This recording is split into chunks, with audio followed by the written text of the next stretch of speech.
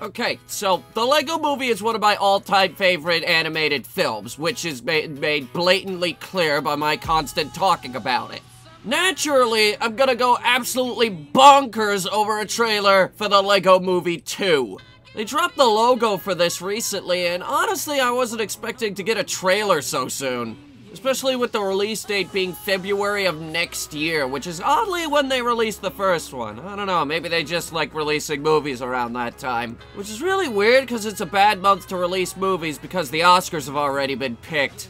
But what came out of nowhere for me is the direction that this movie is taking. The Duplos won. Everyone's devolved into a Mad Max society, and I'm still trying to wrap my mind around how they could have lost to Duplos. The entirety of our original cast is coming back, though, which includes Chris Pratt, who I have nothing but respect for. One of the biggest problems I saw with the original Lego Movie is that there's a set amount of places that they can go in this universe, which is a problem that I really wanted to see them try and circumvent. And it looks like they're going to space, or in the case of the Lego Movie universe, they're just going upstairs. From what I gathered of the first movie, the whole plot is conceived by a small boy's imagination. And from what I can tell of our supposed villain, it looks like we're taking on those creepy, long-armed and long-legged Lego people. You know, from the Lego Friends line of toys, you can look this up. Now, a lot of skepticism about this movie is being thrown around on account that the last movie they made was the Lego Ninjago movie.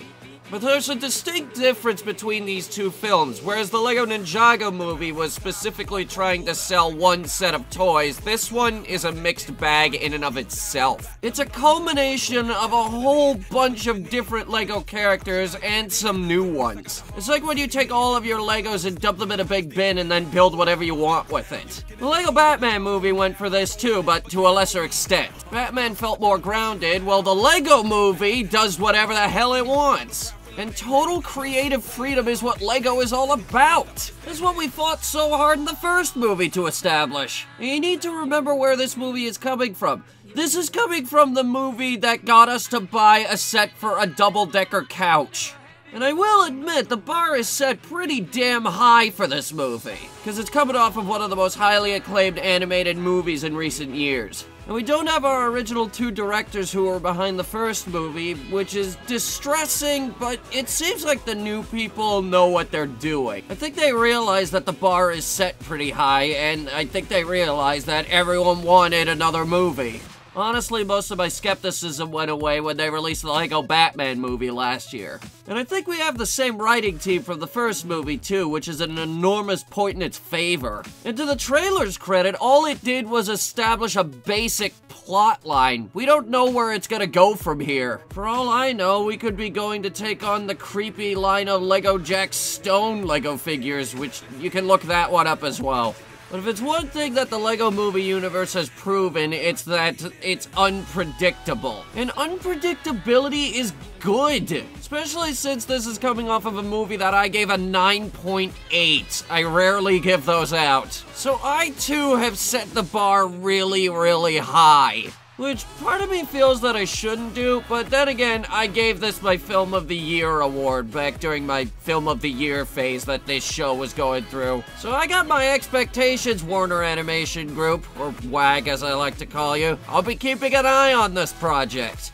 But regardless of the result, I can't wait to see what you guys come up with. Trailer's down in the description below, guys. My name is Hunter, and that's my impression. There once was a guy who created a machine, a thing that would take people to and from some other world. And when he arrived, he had run into a pony who smiled and decided that they both should go see a film. When that movie sucked, they decided to join forces, and then they created a new show called Hunter Reviews.